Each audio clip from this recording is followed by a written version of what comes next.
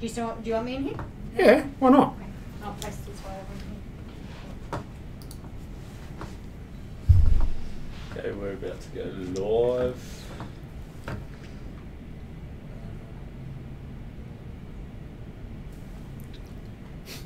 You got something in my teeth. You're on live. Am I? Yep.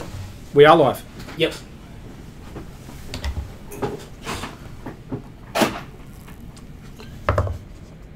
The best time to cut.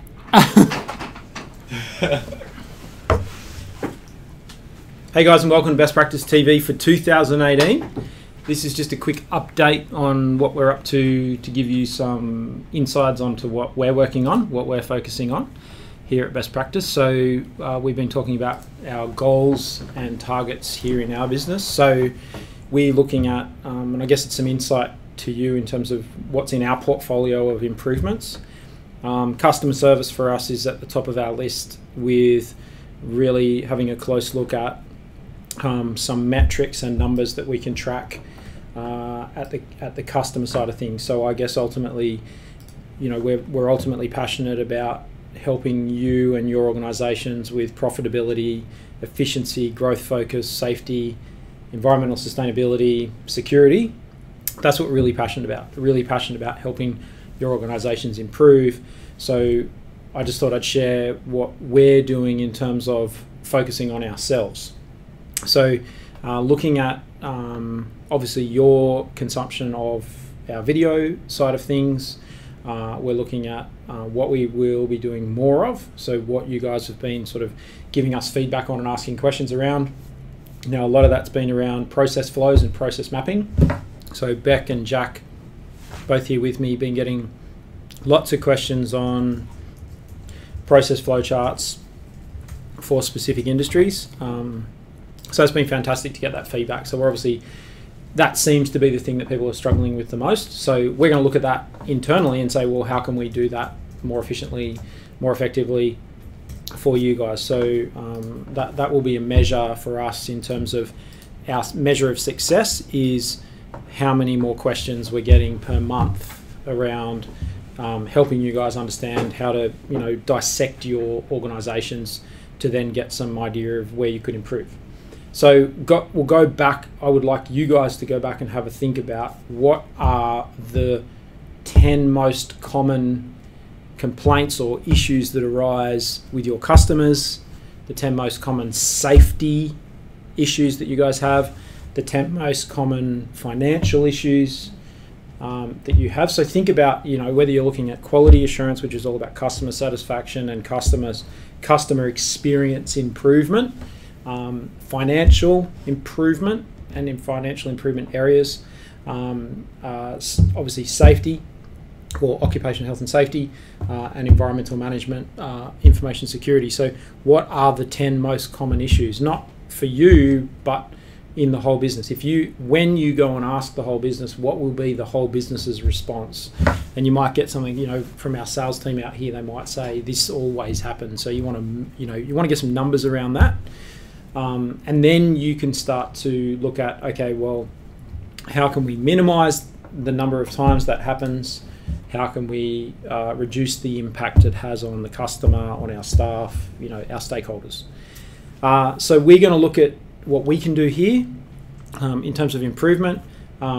We're starting to really stretch our resources, so we're going to be doing some recruitment. So we've put, for the first time in the history of this business, we've actually put some money aside, like in our budget. Hello there, I'm live. So I've looked at what we need to actually forecast. So we've said, okay, well, we've got some hires that we want to do, and we've put money aside in our budget for those hires, so in advance. So we want to do a big hire in April of a specific strategic role, and then obviously the rest of the recruitment that's going to be happening. So it's the first time where we've really said in advance, how many people do we think we're going to need in additional people, because this business is growing very, very quickly. In the past, we've gone, we've got so much work, we need to hire people. Now we've said, we know we're going to have more work. We're going to have more work in 8 weeks' time than we've got now. And so we're starting to look at our winning formula for recruitment, and rather than waiting till we are so busy and everyone's flat out that we're trying to hire really quickly, we're looking at the early signs and early indicators of an increase in workload. So I'm looking as early as possible in the business at what workload increases I expect based on some of those early indicators, and we're starting the recruitment process now for that. So we've put the money aside in the budget. Not now, we don't have that money now. We've put it in our budget for April. So in the expenses that we're forecasting in April, we've added extra expenses into April because we know that it's going to take us 6 to 8 weeks to do those couple of key hires at an executive level in this business. So I think that's really interesting way to be looking forward. Okay, what are the early signs of growth? We're seeing significant increase in inquiries out of what we're doing here with you guys. We're seeing significant early indicators of growth in terms of leads. We're seeing sales results. One of the best months on record so far. We're not even at the end of January yet. For a January, it's been absolutely crazy. The biggest January we've ever had here at Best Practice. We saw early signs of that in December. So that there's got this sort of knock-on effect. And so I'll just reinforce how important your dashboards are. So how are you guys going with your dashboards? We've got here at Best Practice, you might have seen it in some of our other videos, we've got our marketing dashboard, our sales dashboard, finance dashboard, operations dashboard, and what we call PCC, which is people, culture, and capability. So you will see that in the back of some of our videos, and I'll spend some time shooting a video with Jack in the next couple of days, taking you through our dashboard so you can see how to set up your dashboard. Your dashboard is probably the most critical part of your management system. And yes, it takes time to put that together. Yes, it takes time to collect that data, but it does give you good levels of transparency. So if you're a systems manager, if you're someone working in an organization, how could you effectively communicate performance to the people that need, they need to see that dashboard so that they can make strategic decisions and the right decisions. So I don't want to hear people complaining that leadership in businesses are making shit decisions if you haven't given them a dashboard to use and you're not giving them the numbers, because otherwise you just, I get asked every day to make sort of shoot from the hip decisions when I haven't, maybe not disciplined enough to ask for the numbers to make fact-based decisions. So all of the ISO standards talk about fact-based decision making, and that's where that comes from, that dashboard. So how are you going with your dashboard? I admit that we dropped the ball. We got really busy towards the end of 2017. I admit we dropped the ball. And so you will see in the back of some of our videos that our graphs aren't up on the wall. That's not to say we're not doing them. They get issued via an intranet site. So we use Google Sites internally here at Best Practice. So there's a Google site website. It's an intranet site for our team, and our graphs go up on that.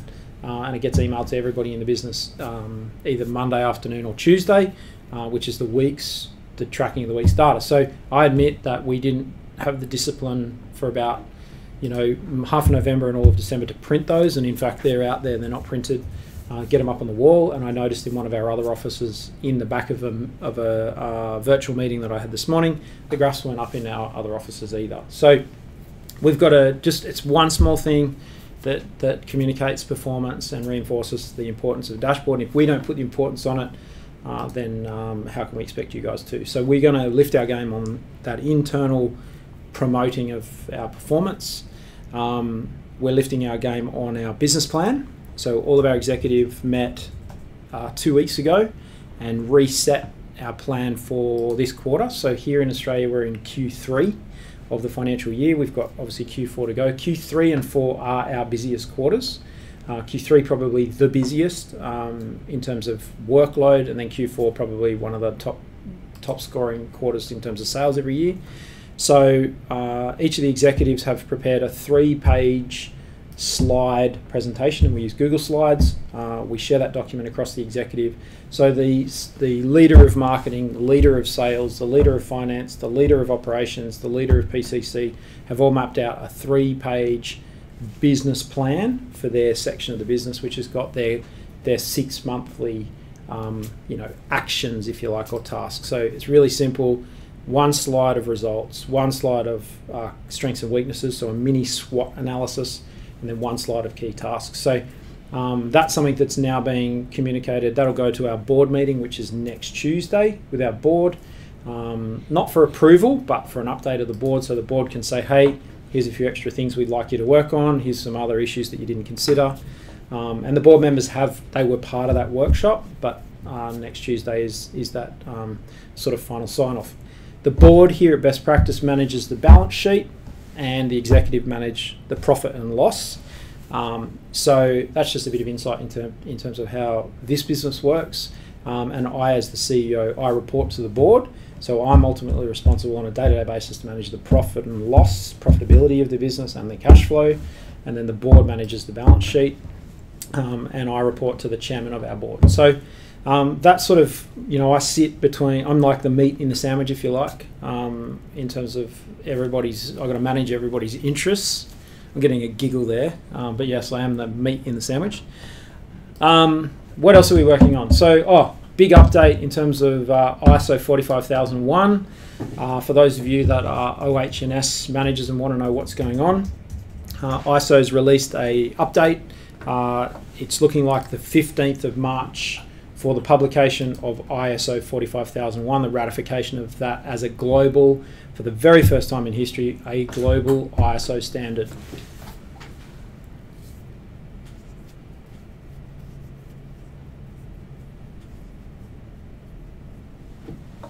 Fuck, says Jack. A picture of you.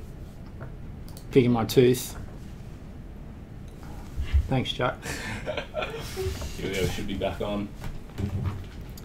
Sorry about that technical issue. So we just had a small camera malfunction, and we're back. So what I was talking about was ISO 45001 standards release 15th of March. Now, if it's not the 15th of March, ISO are saying March. So if it's not 6 weeks, it's going to be 8 weeks from now. And in the scheme of things, that's not a big deal. So if you're interested in being first on board with an ISO 45001 global certification, then now's the time to give us a call. If you're watching us internationally and you're sort of wondering how to engage with us, we've got our online training academy, all of the great courses. They're all internationally relevant. So jumping onto our academy, that's where I'll take you through, clause by clause of a standard to help you understand just the real basic magic of what goes on in the standard. So if you sort of wonder what we do and how we do it, check out our training academy website. We'll put the link below in the description. It's bestpracticecertification.com.au or bestpracticeeducation.com.au.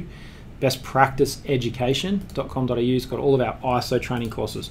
Great course, great basic course on ISO 9001, ISO 45001, ISO 14001, so quality, assurance, OH&S, environmental, how to set up those management systems, how to follow the intent of the standard. Fantastic courses, really cheap in the scheme of things, self-paced. You can do them in front of your own device, at your own desk, in your own lounge room, your own wherever you need to do it. Traveling to and from work on the train or the bus or however you get to work. The great thing about those courses is it's a username and a password, login, cloud-based, always there. So you can do it once, you can press pause, you can come back to it, you can rewind, you can start, stop. So yeah, we've got that stuff there to help you. If you're interested in having our best practice assessments, so if you want to be assessed, if you want your organization to be assessed against an international standard by us, we can do that virtually. So we don't need to initially commit to flights and accommodation and travel for our assessors to come see you. We can do that online. We can do a virtual assessment using Skype or Google Hangouts or FaceTime, those three potential platforms. So if you'd like to engage with us, if you'd like to engage with our people, jump on our website, bestpracticecertification.com.au, hit the live chat feature down the bottom and post a message, and we'll get back to you pretty quickly, if not instantly. And we can talk about how we can set up a virtual assessment and we can virtually start working with you. Then we can look at whether it's realistic for us to come and visit your facility, or whether we can do that all with something like FaceTime. So an Apple device using the FaceTime facility or Google Hangouts, any device that you can download the Google Hangouts app. we can do a Google Hangout with you, and that's any device. So that's it there to our two preferred platforms. And then the same, if you're an assessor or an auditor, and you've got responsibilities to visit different parts of your business around the world, have you tried Google Hangouts? Let me know. Like, comment below or send me a message on LinkedIn and tell me how you're going with doing virtual assessments. So if you're responsible for doing meetings or assessments and you've been traveling around the world, are you using Skype? Are you using Google Hangouts? Are you sharing documents and things to look at through Dropbox or Google Drive? That's the direction that this industry is going to go. So we're going to be traveling, traditionally, when I was out assessing every day, I was traveling planes, jets, buses, hire cars, hotels all the time, and that's changing. And we're pushing that change because I want people home with their families at night, doing their personal goals, not, their job. I don't want to see you guys or anyone where their jobs are all consuming every single hour of a 24-hour period for 7 days of the week of their life. Earning money is about getting on with the rest of, funding getting on with the rest of your life. So have a think about how you can use that technology, because we're using it to do assessments. And if you want to talk to us and you want to show us around your organisation, show me around your organisation, then let's get on a Google Hangout. So if that's something that's of interest to you, live chat through our website, and we can come and talk to you. So what else have we got? For us, our goals here at Best Practice and our action plan is not changing. We set our business plan at the beginning of the financial year, which was 30 June, moving into the 1st of July for 2017-18. So our business plan remains the same. We're targeting 17% growth to our top line revenue. We're exceeding those targets at this point in time. We're halfway through our financial year. And obviously my role is significantly financial. That's my proper job.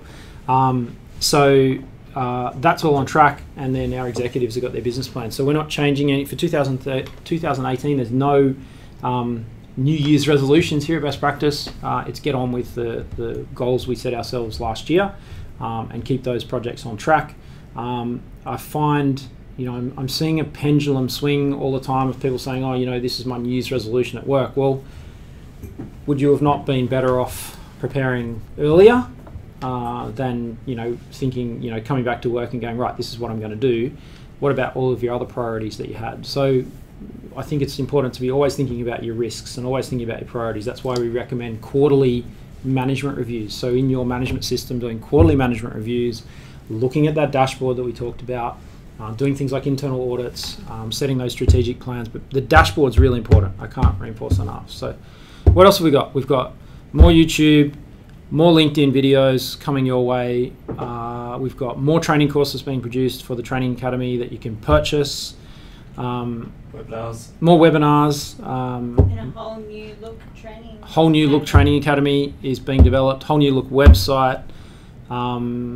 So lots of great stuff for you guys. If there's specific videos that you've liked, let us know. Like, comment on the video. So when you guys comment below the videos on YouTube, we see those comments. So we get notifications of those comments. So we don't have to go back to that specific video. YouTube gives us this great little dashboard of everybody's comments. And we do endeavor to respond to every single comment on YouTube. So if you want to engage with us and you want to do it on the YouTube platform, which is where we are right now, comment and we will say hello, go backwards and forwards. Could just be a thumbs up or an emoji, whatever you need to do. But just let us know if there's stuff that you really liked. We'll do more of that, the stuff that's helpful. I want to know what stuff has been helpful, exciting. I know there's a bunch of stuff that's fun and that's cool. But let me know the stuff that's really helping you so that we can help more people. What really helps us, if you want to get involved and help us here at Best Practice, because we do need your help, I need your help for you to share our videos. So if there's people in your organisation that you feel would respond well to the messages that we're talking about in our videos, please share it. You just copy the link, email it to them, copy and paste the link into an email it to them, or copy and paste the link and text message on a mobile device, and so people can see those videos and then in turn share them so that we're helping more people. We want to help as many organisations on the planet as we can to be more profitable, more fun, more exciting to work at, more focused on growth and improvement, safer, environmentally friendly, and good IT security. in place, food safety even. So that's what we're really passionate about. So we're gonna, if you liked this live YouTube video, let us know. Hit the like button or comment below. I'm going to try and do this for you weekly. We'll set up a routine so you know when to watch. So if there's a good time that you think would be relevant, then let me know the time in the comments below, and we'll try and work around that particular time. It's really easy. It's really fast for us to do this type of production with everything set up here. And so it's just going to be some one-on-one time with you and me. And if you want to comment next to the video, or you want to get onto the chat function, say hi, then we can have some one-on-one time, and I'll answer your questions. So I'll do it live and I'll answer your questions just in a really simple free flow live YouTube video. So I think that's it for us. Unless you guys, have we got any questions or comments from anyone? Yeah, have a look through. Let me bring this up.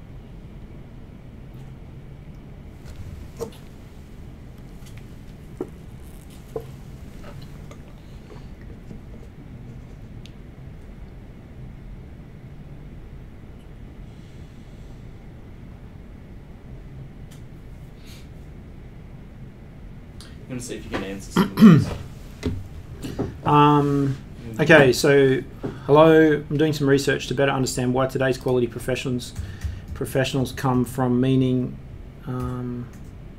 where today's quality professionals come from, meaning what background pools are people hiring new quality professionals from, what levels of education, or are they transitioning from other fields? If you wouldn't mind, I would greatly appreciate it. Oh, there's a survey. Okay, I'll do that survey for you. Shane Hager, Quality Systems Manager.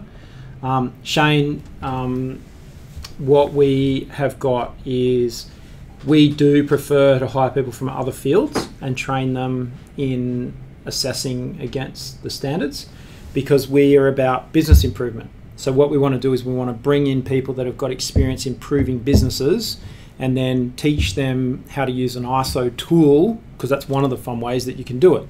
But they'll often bring other skills and experience and success from their industry and their business. So, yes, we will hire people that have assessed for previous organisations, but we're about business improvement. So we're about a business plan, identifying the things that should be in a business plan, dropping them into a template, or dropping them into a basic business plan format, and then executing on those items so the business can see measured improvement on their dashboard. That's what we're about. So it makes sense for us in our business to be bringing people in from the industries that we want to help improve, that have got demonstrated success, and also we can then support each other. So we can take some, we can cross over industries, because we can say this worked in this industry, they're not doing it in that industry, let's take it across to that industry and help that industry improve. So that's our,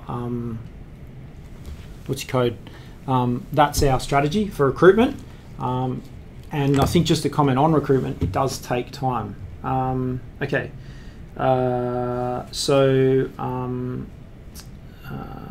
risk management procedure in ISO 9001 2015, yes. So ISO 9001 2015 is all about risk management and risk-based thinking.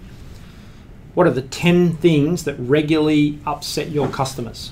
What are they? What are the 10 things in your organization that regularly upset your customers? And then ISO 9001 is all about addressing that and improving that. So you upset your customers less often. And I know it's negative, but also what could be 10 things that would significantly improve your customer experience so you become a remarkable brand. A remarkable brand is a brand worth remarking on. And so what would be 10 things that could significantly improve your customer's experience? So the significant thing, the 10 things that upset them often, and the 10 things that you could do to significantly improve. And your quality management system ideally is built around those 20 things, those 20 risks, 20 opportunities. So that's why we talk about a SWOT analysis: strengths, weaknesses, opportunities, and threats. We talk about that. Okay, what are our weaknesses and threats? That'll be the stuff that you upset customers.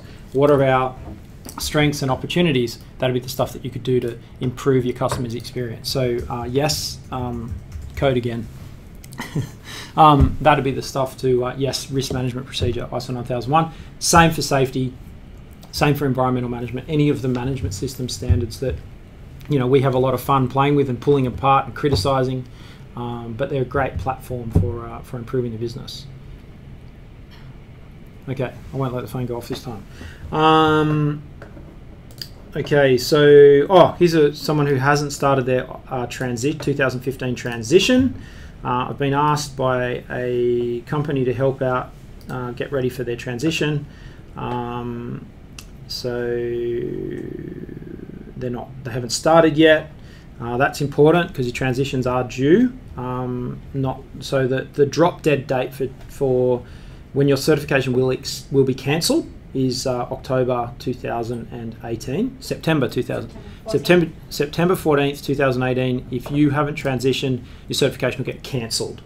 So you'll have to restart the process. So quick 3 things what to do for those of you that haven't transitioned yet. What I just talked about, 10 things that constantly upset your customers. Those are risks. Drop those into some sort of risk register. Identify the things you're already doing to prevent those things happening. Who, what, when, where, how. So a bit of a plan. So one thing that upsets customers on a regular basis, I want you to nominate who, what, when, where, how. So it's like a plan for that one thing. And if you can do that, that's the most significant change. So let's just stick with one thing to get ready for transition. Obviously read the standard, work out yourself, inform yourself. Being aware is really important. So I do lots of reading, lots of looking at what's happening in the marketplace. So I'm constantly making myself aware of what's happening.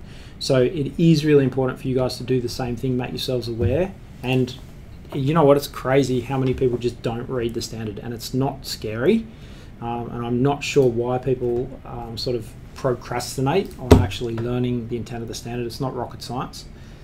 Okay, that looks like, oh, hang on, more.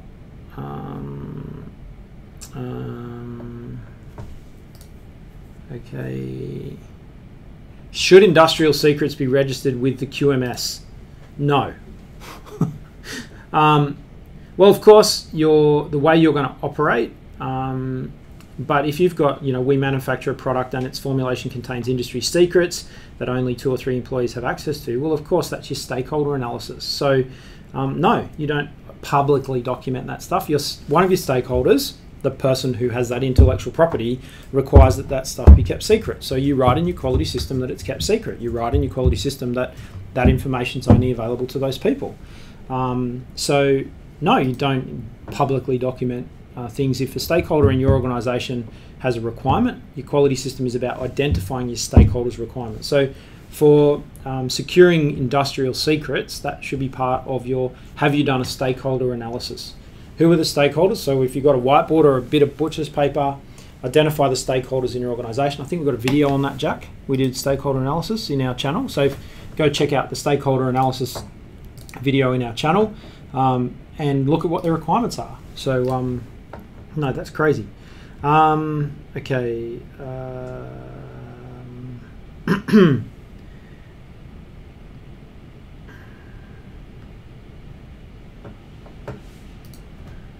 Okay, there's a question here about communication. How do we document that? It's my same policy. Don't write lots and lots of procedures. This person's asking whether they should write a procedure for their communication. So let's not do that. Let's not write a policy for communication. If it helps, a small table on a 1 page that talks about the type of communication, like the type of meetings or the type of communication methods that exist in the organisation, what's their aim, who's their audience, and how often.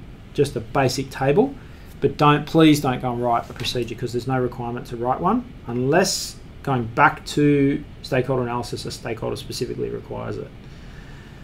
A very simple and basic perhaps question, but sometimes hard to explain: KPIs versus objective. Can someone share your experience? Okay, KPIs are key performance indicators. So an indicator of our marketing performance, so how good is our marketing, would be leads. So yes, leads can be specifically measured in terms of performance, but the key performance indicator of our marketing success is the number of leads. And the question is the difference between a KPI and objective. Our objective is to generate 100 leads, as an example. So our objective is 100 leads, and that would be a good measured target, objective or target, for our marketing efforts, if that makes sense. So KPIs is a key performance indicator, And an objective would be like, if I was to put a dotted line up here and a mark on this particular graph, the best practice graph, that would be an objective. This is, the whole thing is tracking performance, and an indicator of performance is typically when you can't measure actual performance. So we develop key performance indicators to give us a measured metric to track something bigger that might be a bit more subjective. For example, we track, are our customers happy? We measure numbers of smiles. Here at Best Practice, that's our customer satisfaction. Is we ask our people when they're looking at a customer, is the customer happy and enjoying the relationship with Best Practice, or are they sad, for example?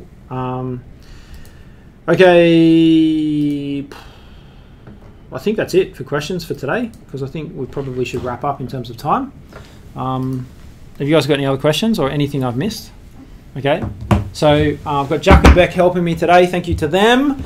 And if you liked this live YouTube stream, just really casual, I'll answer your questions, send some more questions in, chat next to the video. If you're watching now and you enjoyed it, if you've got a question, now's your time to hit the comments there. Any questions, Jack? This is going to go on LinkedIn, so connect. Okay, so we'll pop this up on LinkedIn. So hit me if you're not already connected with me on LinkedIn. Find me on LinkedIn. It's at Kobe Simmet. Try and connect with me. If you can't connect with me because I'm not in your circles or your network, send me an email. Send me an in-mail with your email address in that private message, and I'll send you a LinkedIn invite myself and say hello, and you can have some personal time with me on LinkedIn. So thanks everybody. I'll see you in the next video. Keep improving every day. Thanks guys.